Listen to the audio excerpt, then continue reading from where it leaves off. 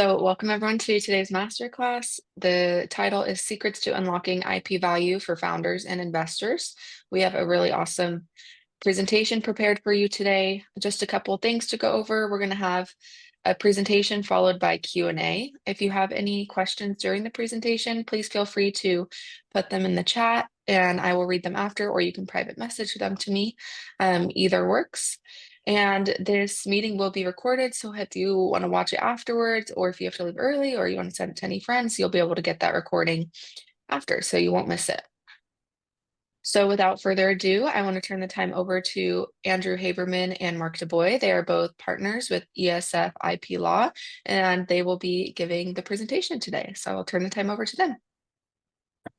Thank you very much, and welcome everyone.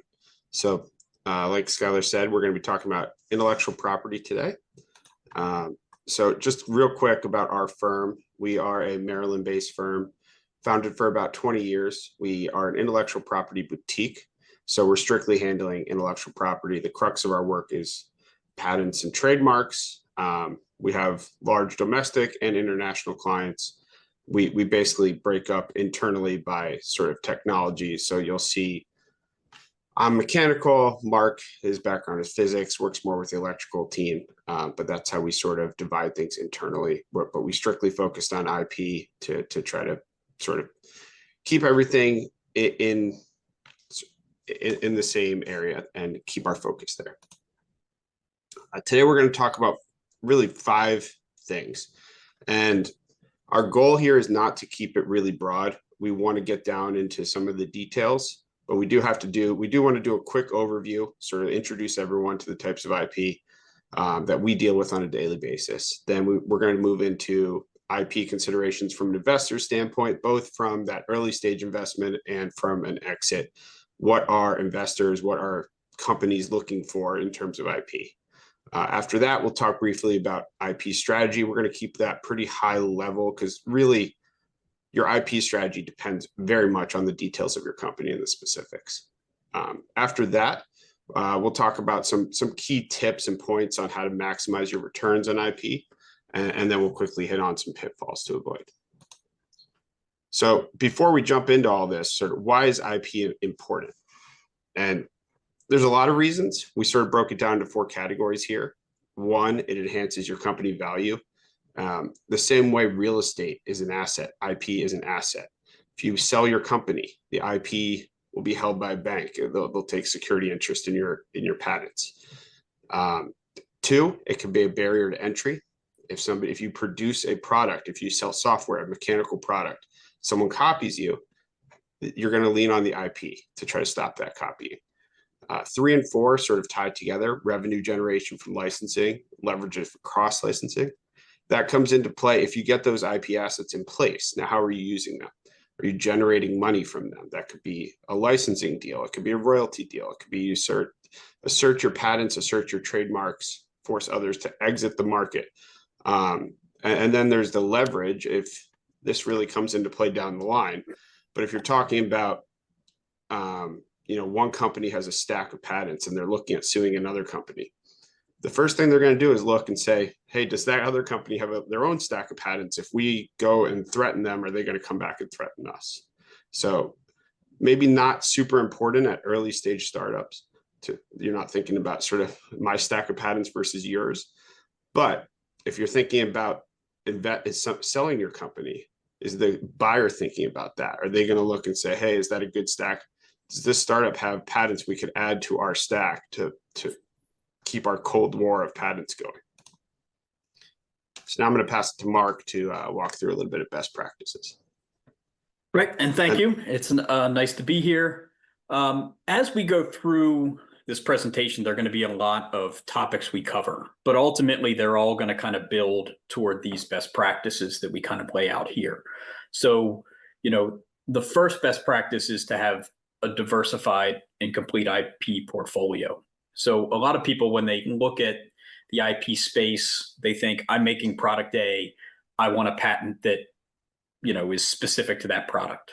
And that's something you do want to do, but that's not the only thing you want to do. So what you want to have is maybe some patents that are specific to the innovations in that product. So not the whole product as itself, but the specific innovations in it.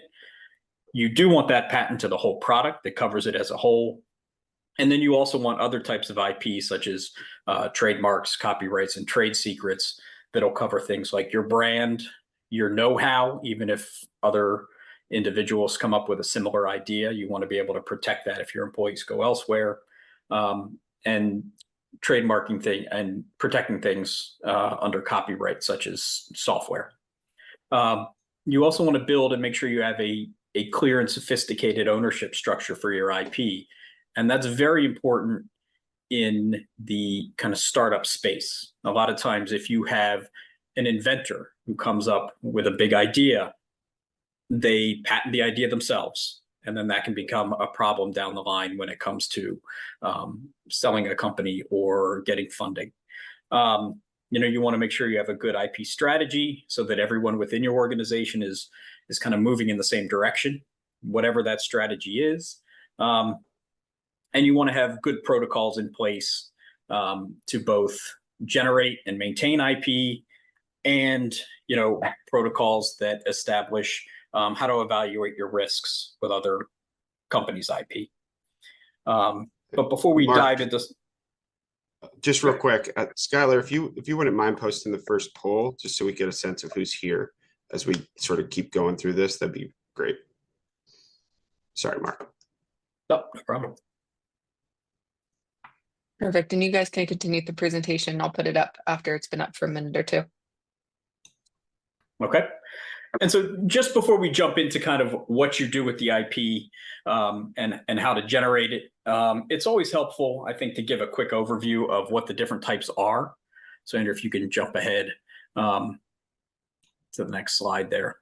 The one everyone immediately thinks of, particularly in a startup space like this, are patents. So the patent itself is designed to cover useful, functional intellectual property. So in new and useful machines, new and useful methods of manufacturing devices or industrial methods. You can also design plants, get patents on a new type of plant. And then they have design patents, which sometimes people look at them as a lesser patent because they're just the ornamental aspects of a product, not necessarily its functional aspects. I think Samsung would disagree because Apple got billions of dollars for them from a design patent for the iPad, right? So, those are the real four types.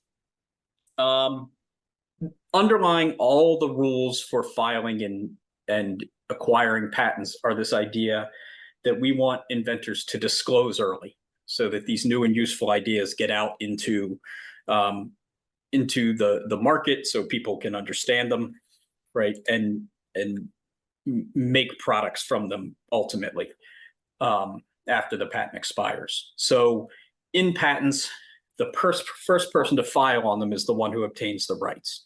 And that's to encourage people to disclose these ideas. So that's going to be an important consideration as you go out and start to generate your patents, is to understand the timelines and deadlines for filing, because they're all going to push toward wanting early disclosure, right? And on that same point, there are deadlines and, pitfalls where if you disclose it and then wait too long to file afterwards, you can lose rights. In the US, it's about a year. Foreign filings, if you disclose before any filing, you can lose any right to a patent. So depending on where your market is, you're going to want to be very, very careful of that. So the next type of IP that can be important to protect are trademarks. And so what these are a IP right that protects the source of a product. So, your product isn't necessarily going to have the trademark doesn't protect necessarily your product. It protects the idea of who the source of that product is, right? So that's the main idea behind trademarks. You can register them with the federal government, which will give you kind of a rebuttable presumption that you can use that trademark throughout the whole country. There are also common law trademark rights that'll be state specific. So if you start using it without a federal registration, you can still protect it in that state, and you can even register in that state. One of the main considerations with trademarks is you want to make sure that your mark is distinctive, right? So the real, prime examples of those are kind of words that mean nothing, because then they're going to be very unique to that company that makes those products. So the classic example that they tell you in law school is Kodak. Kodak was essentially a made-up word. It's not suggestive of cameras or film technology. And so it's very unique and distinctive to the company that sells those things. Other types of marks that get more descriptive become more difficult to protect. And then the whole idea behind a trademark is it's identifying the source of a product. So generally, there is either a requirement to file after you're using it, or you have to file an intent to use it. You're going to say, okay, I'm going to go ahead and use this shortly thereafter in the future. The next type that we're going to talk about is copyright. And what the idea behind copyrights, so you have patents that are the functional aspects of something, trademarks, which are the source of a product. Copyrights are you're going to protect a specific expression of an idea. So people tend to think of these as more artistic type of protection. So, you can copyright photographs, songs, images, but there are other things you can copyright as well. A kind of famous and traditional example was the IBM PC BIOS. And so that was copyrighted. No one could copy that software code. And so initially, IBMs were kind of like Macs, where they were the only company who could make them.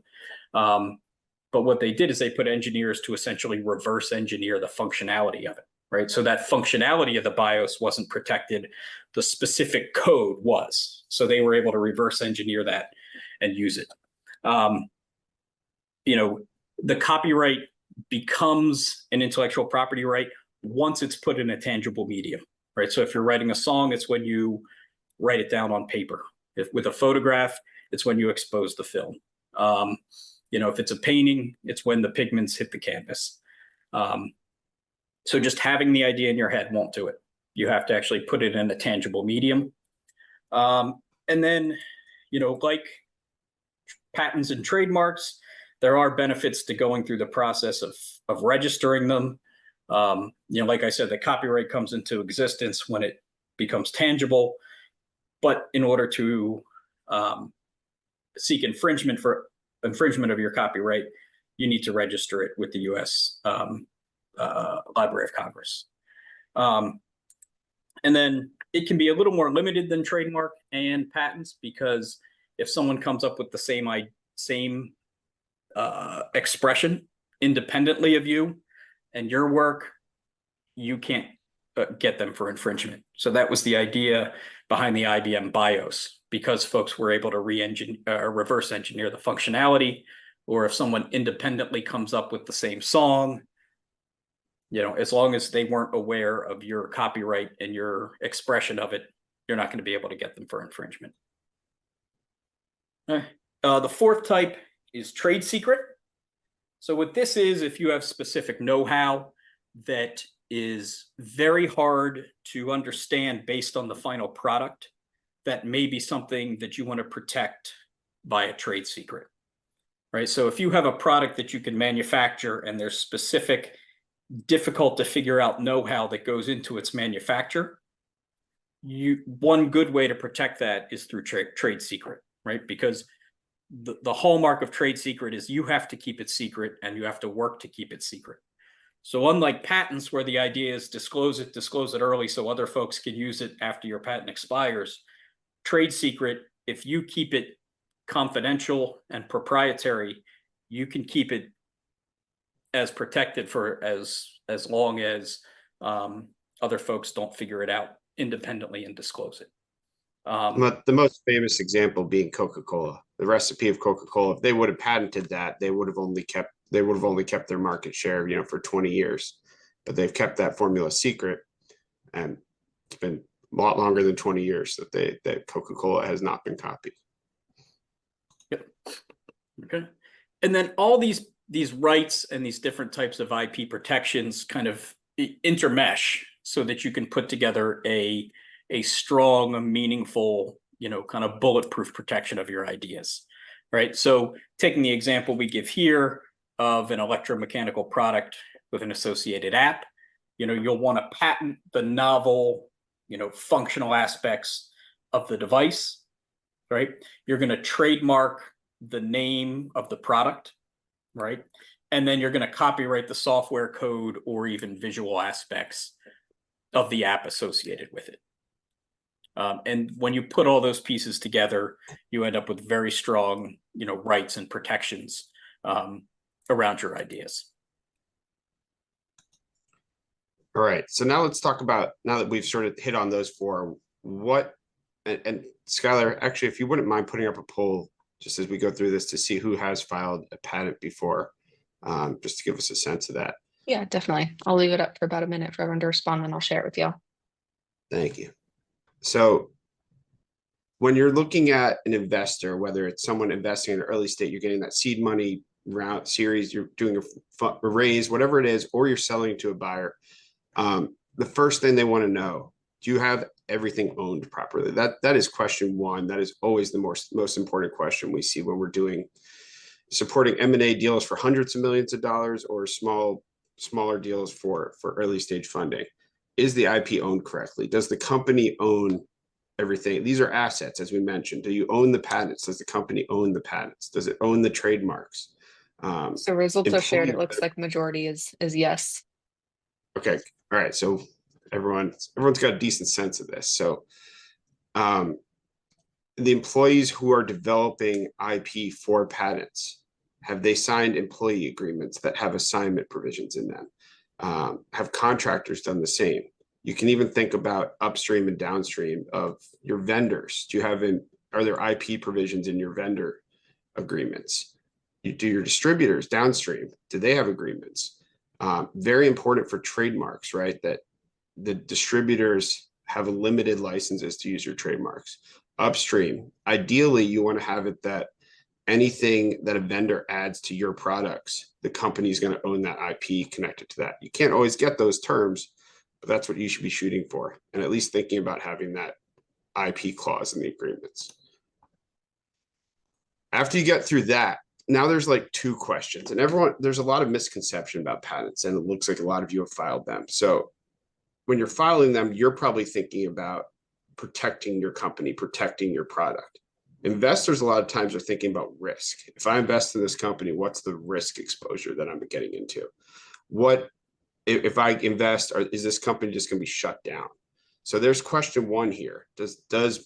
And it actually doesn't tie to your products at all, which creates a lot of confusion. And whenever we do this presentation, we always get the most questions on this, but filing a patent does not make you safe. There's a lot of misconception about that.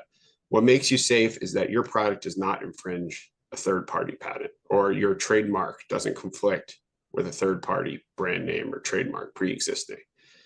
Then there's a secondary question: do the IP assets you have, do your patents actually protect your products? If someone copies you, is your patent actually going to work to protect you?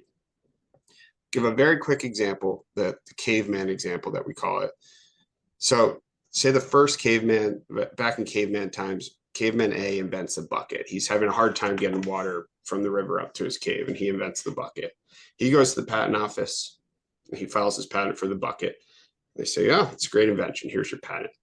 Caveman 2 looks at this, his neighbor. It's like, hey, it's a pretty cool idea, but it's hard to carry, because caveman A's, I know the picture has a handle on it, but say caveman A, the first one, didn't have a handle. It's like, well, that's hard to carry with two hands. If I put a handle on it, I could carry one in each hand. He goes to the patent office and he gets a patent for the handle. Now, caveman 2, if he produces a bucket with a handle, he's going to get sued by caveman 1 because he produced a bucket. Caveman 1, if he produces his bucket without a handle, he's fine.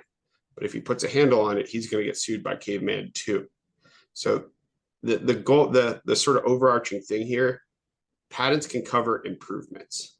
They can also cover fundamental ideas. So if you have a patent for a fundamental idea, that might it doesn't, again, the patent itself does not make you safe, but it gives you the ability, if nobody else patented it before you, you're okay to go. But now if you take this a step further, if he made his bucket out of metal, right, and somebody had a patent to the fundamental idea of producing metal, he could have infringed an upstream, basically the vendor's patent.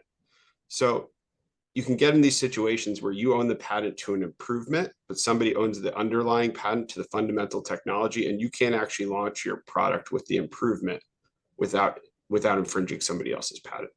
And that is super critical. And their investors want to know that there's no risk. Founders want to know that you're producing a product with no risk. So that these are critical questions. The other way After to say that is just a patent is a negative right. It's not a positive right to do anything. It's only a negative right to prevent others from doing something. So your patent doesn't say, I can make my product. It just says, I can stop other folks from doing it. That's exactly right. And beyond that, sort of once you have your IP assets in place, again, they're negative rights. They don't offer you safety, but there can be value to them. So then the next question is sort of, do you have those patents in place to protect your products? Do you have trademarks in place to protect your brand? And that's going to be really important if you're selling something that's not necessarily protectable by patent, then the brand name and the brand loyalty, that's going to be really important. You don't want to have to change your brand midstream. You've acquired customers, you've built brand loyalty. Now all of a sudden another company was already using that name before, and you have to change your name. You've now lost everything you built up. Everyone was associating your company with that name. The patents, are they valuable? It's really hard to know value. If you came to me and said, here's my patent, what's the value? I don't have a great answer for you, if I'm being honest, but there are tools out there. This graphic here at the bottom right is a tool we have access to that can sort of assess value of patents. Who knows if it's right, it's a black box Google type algorithm, but there are tools to try to identify that, and we've looked at that before. Patent valuation can also come, it doesn't necessarily need to be a number. It can come from, what are the buckets that your patents fit into? Do you have sort of core patents that cover all of your products? Do you have products specific patents? And that graphic here at the top right is sort of a representation of that. The blue ones in the middle, right? Those are the core patents. And maybe at an early stage, you only have one or two patents, and that's totally fine. It's going to be critical that those patents cover what you need them to cover. You also want to think about geographic considerations, and we'll touch on this later. It gets very expensive to start filing globally. Don't necessarily recommend it, but you need to think about your market, think about your buyer. Everything is case dependent on whether you need to go globally or not. And then there are specific things tied to an exit. Again, going back to the caveman example, you want to minimize risk for your buyer. When we've done these sort of deals and supported the IP side, and we're supporting the buy side, what they're asking us is, what are the risks? Are there red flags? Did the company we want to purchase, did they not get patents in place? Have they gotten sort of demand letters? Are they aware of third-party patents and taken no action with respect to those? Have they not got opinions? Because sometimes when you're a small startup, you're not the target. But once you sell to a bigger company, they might be the target for a lawsuit for a patent infringement. And then going back to, again, the caveman example, how do you prove that there is no risk? So we can do things like what we call freedom to operate, or FTO analyses, where you're going out there, you're canvassing the patent landscape to try to identify patents that are risk or potentially a risk, and then putting legal opinions in place, or at least show that you've done your diligence, that you're not just flying blind. That I think is important. Buyers want to see that you're doing the work. You're not just skipping over it and hoping for the best. Then the last thing is buyers a lot of times just want you to be organized. They want you to have an IP budget. They want you to keep lists with all your data, all the patent numbers, the filing dates, the inventors. Make sure all your agreements are in place, like we touched on before. If you have things that you think you're holding as trade secrets, are you actually keeping them secret? Do you actually have a secured file that they're put in with only limited people having access? Are there company policies saying that trade secrets cannot be discussed outside the company? Are you keeping your agreements in order? I mean, this is nothing groundbreaking here, but you'd be surprised how often we see a sort of mess and we're trying to untangle the web. So the cleaner you can be, the more presentable you are. The more it makes the process easier for a buyer, makes the process easier for an investor. And so, the next thing you want to take a look at is, all right, so what you want to do when you get your IP protection.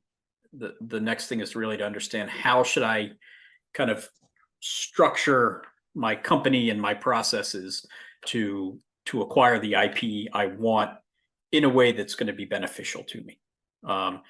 And initially, when you're kind of a smaller operation, it may be the founder working with a patent attorney to kind of figure out, these are my innovations. As the founder, what you want to do with them, what's important, and you can kind of work on that process with the attorney directly to get the correct protection that you actually want.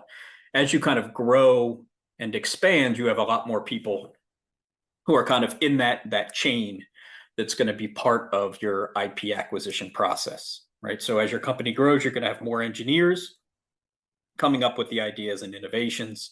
They're going to be your first filter to understand which ideas do we think we should disclose as a potentially protectable idea. So what you're going to want to do, and then your attorneys are going to take it from there, and they're going to write the patents, and they're going to focus on particular aspects of them.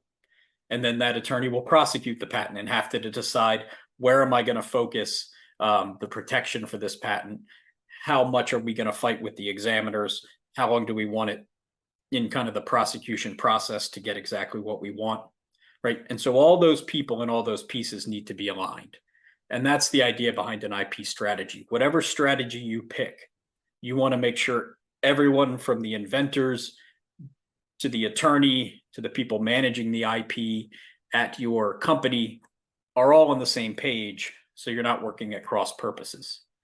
And so if we jump to the next one here, Andrew, you can have different types of strategies. They can be defensive. You can stockpile a huge number of patents so people, so they realize, oh, if I go after you, you're going to come back after me with all the patents you have, right? They can be offensive. You can be specifically drafting patents and looking for targets so you can go out and file infringement cases. That kind of overlaps nicely with revenue focused. Or you can have a strategy that focuses on building an industrial ecosystem. So an example of that I think of is Tesla's supercharger network. All right. So years ago, Elon Musk said, I'm not going to assert any of my patents. I want to build up the supercharger network. I'm going to allow people to use our innovations. So, their technology becomes kind of the standard that everyone wants to use, right? So he still has patents on all those things, but he's building it up in a way so he can build the market, build the ecosystem, and have a certain level of control on it. And all of these are valid strategies, and that's going to come down to what your product is, how you want to market it, how you want to sell it, how you want to monetize it. But regardless of what strategy you pick, you need to make sure that everyone in the chain is working together, right, with the same purposes. And so if we jump to the next one here, Andrew. And to do that, go ahead. Go ahead. No. I was just going to ask Skylar to post the poll about tech as we talk about the IP strategies, so we could sort of tailor that.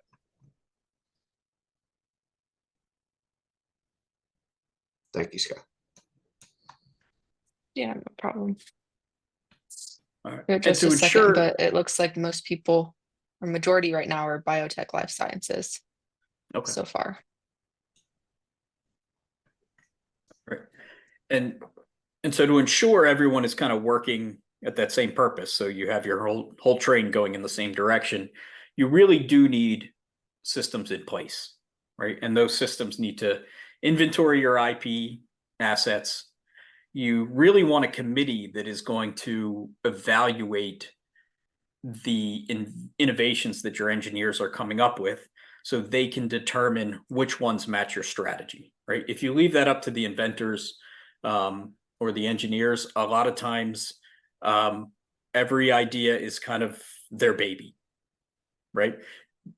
A lot of times the engineers and innovators themselves view every idea as great, right? And they may be, but they may not fit with your strategy. So it's really important to kind of establish a set of gatekeepers in your organization who can evaluate the ideas and make sure that you're selecting the ones for patent protection that fit the strategy that you've selected. And then part of that is also kind of going back to what Andrew was saying about risk is as you're coming up with ideas and inventions and products, you want to make sure that you're not introducing risks by coming out with them, right? So you want to have kind of a system in place to perform clearance, so freedom to operate, make sure there aren't other patents out there that are going to cause you problems or create risk for your company. And also to encourage all these things, it helps to have programs that incentivize inventors to disclose ideas. So a lot of companies will have kind of a tiered program in place. If an inventor submits an invention disclosure, they get a certain reward, right? If the company files a patent application on that, they get an additional award. If that patent issues, they get another, monetary award. And what those do is they just encourage the inventors, to submit their innovations so they can be evaluated. It gets them on board kind of understanding what are the innovations your company is looking for because they get rewarded if they're filed on, right? And it gets them on board looking to see and really focusing on novel ideas because if the patent issues, they get another reward, right? And then, you want to make sure you have flags for all these issues in your research and development roadmap, right? So you want to make sure when you're developing a new product early on, there should be flags and milestones that say, okay, submit the ideas underlying this for evaluation by our committee, right? As it moves forward, make sure the committee is evaluating those to see if they should be filed on, because you don't want to disclose an idea before you file. You want to make sure that's early enough in your timeline so that you can file before there's a public disclosure, right? And then before you release a product, you want to do some clearance work on it, right? To make sure that that product itself isn't going to introduce any risk for your company. All right. Now let's talk about some specific ideas, right, that you can do to maximize your returns with IP. So, and especially I saw a lot of you are in the bio or software space, and I think this fits both of those areas. The idea of filing provisionals, a lot of you have filed patents, so you might already know about that. With it being a first to file system, if you can file a provisional, that plants your flag, your patent pending. Super helpful if you require a lot of testing in like the biospace. You're not quite sure, you know this is an innovation, or you feel like this is an innovation, you're not sure if it's valuable yet. You file that provisional filing, gives you a year before you have to spend more money on what we call non-provisional filing, and potentially more time until you have to decide about the even more expensive foreign filings. One other thing that people don't really talk about, at the end of that year, provisionals are never published. So it's kept secret that whole time. If you end up filing a non-provisional off of the provisional, it will be public. It will become publicly available basically 18 months from the original provisional filing. But 1 year from that provisional filing, you could actually just say, we're not quite ready yet. We still haven't talked about this. maybe what you do is you drop the original provisional and you refile it. The downside there, you lose your priority, you lose your first to file date, but you continue to delay costs. So that's an option. We've done that before. It's sort of a trick of the trade, but it's almost no cost to refile. You already have the provisional in hand. The risk being that if others are developing the same thing at the same time, that priority date might be super important. So it's at least something to think about. Outside the US, there isn't really a provisional system. There are utility models in China and Germany that are essentially registration systems instead of examination systems like we have in the US, but that's not the same thing as a provisional filing. If you want to do a provisional filing, it should be in the US. Another way to manage after filing to maximize your returns is after filing, just manage your IP counsel, stay involved. Don't just punt this over the fence and say, okay, I got my IP counsel. Don't get me wrong, there are certain things as IP counsel I'd love to just handle on my own and not have to go back every time. But an involved client is a helpful client. An involved client is a client that's probably managing their budget very well. You do also at the same time, you want to balance that, right? We know you have a lot of things to do as founders, as startup employees, as investors. You don't want to be down in the weeds on everything. So pick and choose your battles. But if IP is critical to the company, a lot of times it is, spend some time on it. You are closer to the products, to the market than we are as attorneys. A lot of times the sales team, not the R&D team, is the first team that knows about potential infringement or a potential, competitor that's out there saying we have this patented product. So you want the sales team, even though they're not involved in, they're not going to be the inventors necessarily of the innovations. They might know about the market. They should be involved in the process, or at least have some ability to understand the process. And then the other thing here at the bottom, balancing costs. We'll touch on this in a minute. Your patent portfolio is not a fixed cost. It's going to keep costing money over time. You don't want to. This is not something to set it and forget it type of thing. You want to revisit your IP portfolio, think about your costs and balance them. So what I hit on about managing patent counsel, let's talk about a specific example here. Go back to the caveman example again. I put an example claim here, right? If that first caveman went and he filed his patent, it said a bucket comprising a sidewall and a bottom covering one end of the sidewall to form a receptacle between the bottom and the sidewall. Very broad, right? That covers almost any form of a bucket.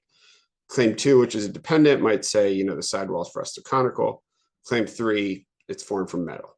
Now, when you file this, sometimes the examiners at the patent offices, whether it's the US or worldwide, they might come back and say, hey, I'm rejecting claim 1. I don't think it's inventive. But claim 2 and 3, you can grab one. If you put one of those, if you specify that the sidewall is frustoconical, I'll give you your patent. That might not be super valuable. If you know that competitors could just make a cylindrical bucket, right? You've all of a sudden, by taking that frustoconical limitation, putting it in your independent claim, you've made the claim not very valuable. And so you want to think about what was the rejection. If the examiner at the patent office said, look, there's fire pits that I saw another caveman make a fire pit. He put rocks in a circle just around dirt. So the dirt's the bottom, the rocks are the sidewall. It's like, okay, that's not really a bucket. You can't transport it by hand. You can't lift it up. It doesn't actually hold water. It's not like sealed or anything. There's a lot of ways to differentiate from that rejection, aside from just frustoconical. But if you're dealing with an attorney who's got a lot on his plate and he sees that claim 2 is allowable or claim 3 is allowable, they might just want to take that, say, hey, I can get you a patent. That might not be the best solution for you. That's why we're saying stay involved. You need to be thinking about what are the design arounds. If I make this specify that the sidewall has to be frustoconical, my competitors could just make it cylindrical. All of a sudden, that patent you spent a lot of money on, not quite as valuable as you thought it would be. There's another. And I know we're kind of running up against, we want to make sure we leave a lot of time for questions here. So I'm going to kind of run through these next 2 examples just quickly.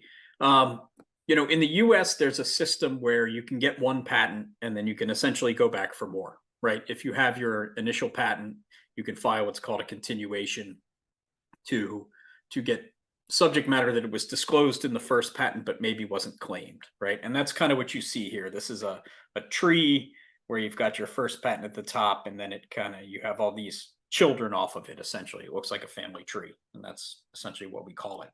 So when you file patents, sometimes you want to use this ability to go back for more. So you file your first patent. You know, the examiner gives you something that maybe isn't exactly right, like Andrew described, like a metal bucket when you want to cover wood ones too. So you could take that, file later continuations off that patent and go for something different, right? And so it's important to think about that and consider it as you go through this process, because the market can develop, right? So what the market looks like when you file your first patent up here at the top, maybe it's very different, you know, 5 years, 10 years later, down at the bottom when you can file a later continuation, right? So you want to, there are real benefits to keeping these patent families alive and going through that process of going back for more. So just something to keep in mind when you do this. The other thing to keep in mind, if we jump ahead to the next slide here, and I did see a question about this, is kind of what are the costs associated with patent filings? And that's a very important consideration. This one here is to kind of show you how you need to be careful and discriminating when it comes to foreign filing. I think a lot of people initially think, okay, my costs for a patent are going to be the upfront costs of getting some expensive attorney to draft this for me, right? And that's kind of your orange costs here, right? So say you file 4 patents, some are domestic, some are foreign, right? Here are some initial costs, right? But if you look at your running total, which is our gray line here, those costs don't end with the filing and prosecution of the patent. When these to keep these patents alive in the US and foreign countries, you have to essentially pay maintenance fees, or what we call them in the US. So after a certain number of years, you pay a certain amount of money to keep the patent alive. And then another 6 years, you pay it again. And then after that, you pay another fee, all to keep it alive. So those are fees that get incurred over the life of the patent. If you file in 30 countries on your patent, you're paying those maintenance fees everywhere. And that can be very problematic because those fees build and build and build, right? So you want to be discriminating on where you foreign file to make sure you're only paying those maintenance fees where appropriate, right? So you got to be discriminating in where you file, and also be discriminating you know, when you say, okay, I'm not going to pay these maintenance fees anymore. I think we had a client who, it wasn't patents, it was trademarks, but they had trademarks alive on the Channel Islands, you know, in Europe. And we took a look at it and says, why are you doing this? No one's making a product specific to the Channel Islands. So get rid of that one and focus your money elsewhere. So. And then, so let's again, we want to open up for questions. So let's just go through these real quick. But in terms of leave you with a few pitfalls to avoid, this hits on what we said earlier. You know, have your confidentiality policies in place, have agreements in place with your employees. That's important. We can circle back to these if anyone has questions, but you want to establish the same thing. This is really hitting on the same point. Establish your ownership early. Get that in your contracts, get that with your vendors, get that with your distributors. Make sure you're using getting everything under the right corporate entity is also important. You don't need a holding company in all cases. That's really tax dependent. But get everything right. So this is the easy stuff. Just establish it, have policies in place. And then as things go along, as we talked about, as Mark just hit on, monitor your costs. Don't just set this and forget it. Watch your costs. Prune if patents were valuable at one point and then the technology moves on. Prune those old patents. Focus your spend on new patents. And then, I mean, overall, if we're going to give you a bullet point list, it's always hard to give these because there's, as we saw from the polls, there's a lot of diversity of companies, diversity of technology areas. But if we're going to give you some takeaways, just have a diversified and complete portfolio, have a clear ownership structure, have a clear strategy, make sure you're doing something to manage your risks. And one point that I want to open this up to questions, and this is really the last slide, but one thing somebody asked me once, well, you know, the trademark application looks pretty easy. Can't I just do it yourself? Do it myself. And my answer was like, it's sort of like doing DIY work on your home. If you have a leaky sink and you think you can fix it, go for it. But if you screw it up, it's probably going to cost more to fix what you screwed up later. So sometimes it's better to bring in the IP attorney and get things done right, get them done right the first time. Don't try to clean up your messes later. You also just, as we've been hitting on this whole time, have established protocols for evaluating your risk. Be monitoring the market, be looking out, assess, you know, what others are doing, and be able to express all of this to potential investors and to potential buyers. Now we're happy to open up to questions. Perfect. Okay. So I'm going to put up one last poll and I'll leave this poll up for a few minutes. Feel free to answer that while we go into Q&A. It's just kind of a final ending poll to gauge where you're at. So our first question is, as it relates to code, can you address how the use of certain open source code can affect ownership of new IP developed on that code? So that's actually a bit of a complicated issue because a lot of it depends on the license under which the open source code is made available, right? You know, so you have things like the MIT open source licenses and things like that. And depending on what those licenses say, you know, it can be problematic. You know, I think there are some licenses that are very aggressive and say anything that uses this code also has to be open source, right? So that's a problem, right? And so that is kind of a license specific question. You know, if you're using that code to do something novel, so long as you're not running afoul of the open source license, you can protect it. But you really need to be careful under which license you're pulling the code from, and that can be a very you know, use specific question, unfortunately. So, Okay. Next question is, can you address costs of filing and maintaining patents? Is there an ROI rule of thumb that you're aware of? Yeah, so the cost, it's a literally answer of it depends. It first depends on your technology area.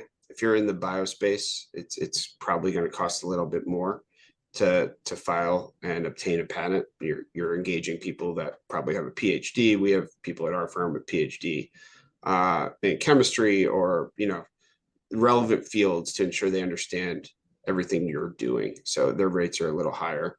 And the fees are a little higher. Generally, the rule of thumb for a new application, you're looking at a new non-provisional application, you're looking at 8 to 10 grand just to file the application. If you're going abroad, then you start talking about 3,000 to 5,000 per country, and that's just for filing. So then once it files, you go into the patent office and you're going to start to have a back and forth with the patent office and negotiate. Really, the patent application is your opening offer. And then once you start to have your back and forth, that's like the negotiation. And you start to negotiate based on the claims, like that example claim I had up there on the bucket. And that process, it's really hard to give you a solid estimate because it could be one back and forth with the patent office. It could be 3 or 4. So you just don't know what you're dealing with. Your attorney should be able to give you a rough cost of this time around. We estimate these costs. But it's hard to give a specific cost of what it's going to cost to get patents, especially without knowing where and what technology. Okay. Next question is, can you lay out the range of costs I can expect? What factors into the costs aside from geography? And can you give a little bit of a rough timeline on the process of getting a patent? Yeah, I think I might have answered some of that, but to keep, I mean, one other thing I can add, provisionals, you can get in pretty cheap. There's no rules on what's required in, there are some rules. There are very few rules on what you need to include in a provisional patent application. So you can get that in relatively cheap. You can get that in, you're talking $3,000 to $6,000, depending on technology and how sophisticated the invention is. You can get that filing done. Once you file, the patent office takes a long, the filing process itself, once we have that initial meeting with you and get the invention disclosure, we can turn around patents as needed. The typical timeline is like 2 to 3 months from when we get that initial disclosure to filing. We've done it quicker when need be. We've done it slower when inventors have asked us to move slower. But once you file, you're at the whim of a governmental entity, the patent office, which is currently slowing down because of turnover. So you might be waiting 2.5, 3 years to get examination from the patent office, unfortunately. And if you want to pay a lot of money, you can expedite that. And we have clients who do that and they see action within months of filing. But it's expensive. You're talking $3,000 to $4,000 in government fees on top of the money that it takes just to prepare the patent. Okay. Next question is, could you share a little bit about your thoughts about sharing royalties with investors?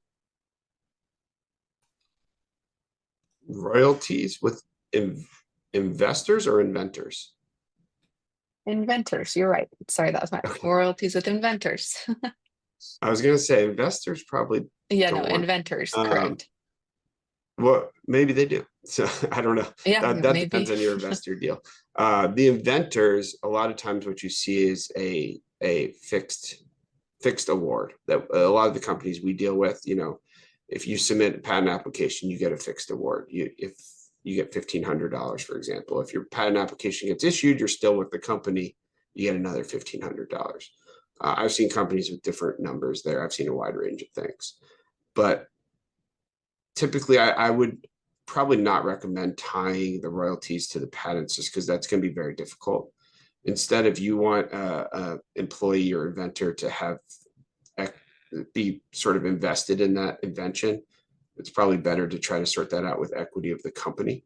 And that way if the product and the company is doing well, that they get returns off their equity. If you're trying to tie it to the patent, I've seen it done. I've seen outside inventors submit inventions to a company and then a royalty agreement beyond that. The companies like to very specifically define what product you're going to get royalties on. So if there's a V2 or V3, you might not get royalties as the inventor.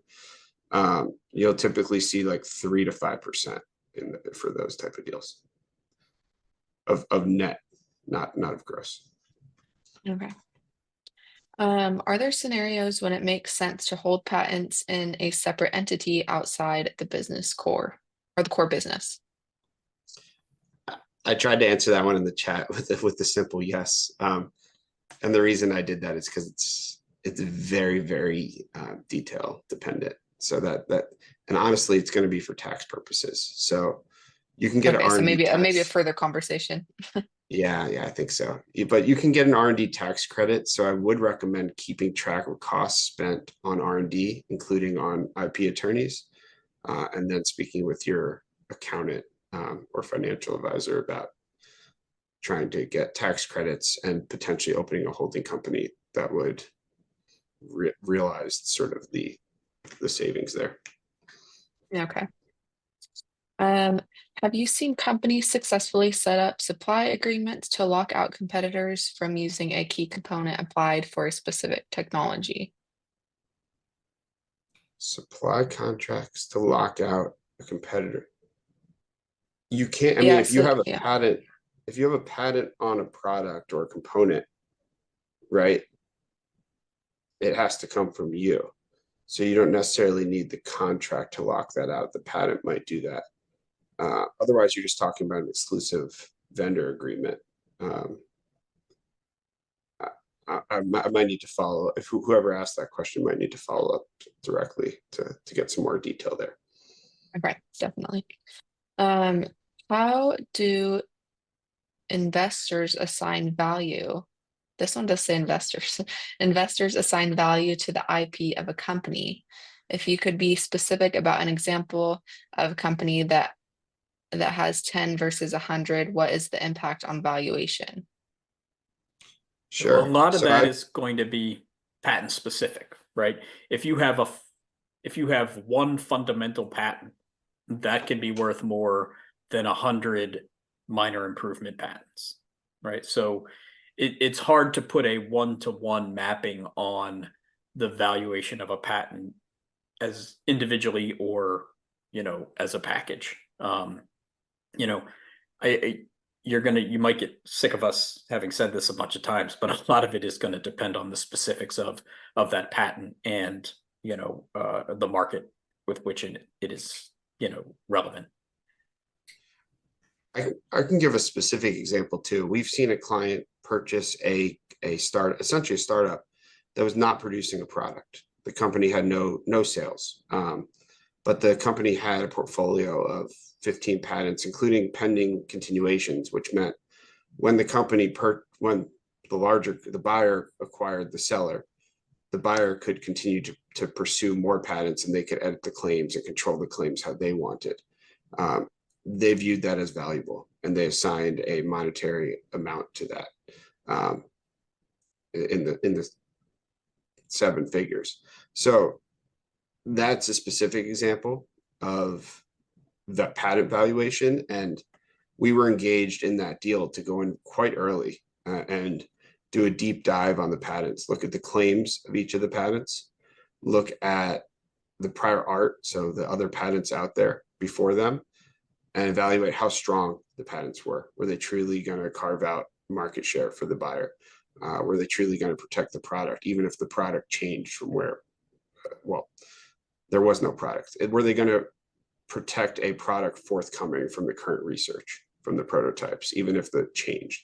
And so there was a lot of back and forth we had with the buyer, and they needed to, like we said, there's no hard and fast, this is how much a patent's worth. So they with their business team took our input and created a number off of that. It's not an easy thing to do though. Okay, perfect. And I know we're just about out of time, but I'll ask one more. And I know in the chat there's someone who'd like to schedule a follow-up for some questions, and I'm sure that there'll be more questions just because I don't think we'll have time to get through them all today. But we do have one more I can ask. Let's see. Can you do a license agreement on technology or biotech that has a pending patent? Yeah, absolutely. That might be more valuable. The same scenario I just hit on. The buyer might want to be the one who controls the prosecution of them. When I say prosecution, that's not criminal prosecution. That's the term for the back and forth with the patent office. And with that, should a granted patent increase company evaluation? Yes. Okay. I know there were a couple questions about that, so that's great. I do want to remind everyone that we have recorded this masterclass so that you can go back and watch it. You can watch the presentation again. You can share it with anyone who else may be interested. Maybe Andrew and Mark, you can both put your emails are on the screen. That's perfect. So Andrew and Mark have their emails on the screen. For the person who wanted to schedule a follow-up meeting, I think that would be totally fine if they email you. Is that right, Mark and Andrew? Perfect. Perfect. Okay. And for anyone else, it goes the same. Andrew and Mark, thank you so much. This class was awesome. We had so many great questions today, and we will be following up with you with the recording, and we hope to see you all at another masterclass soon. Thank you, everyone.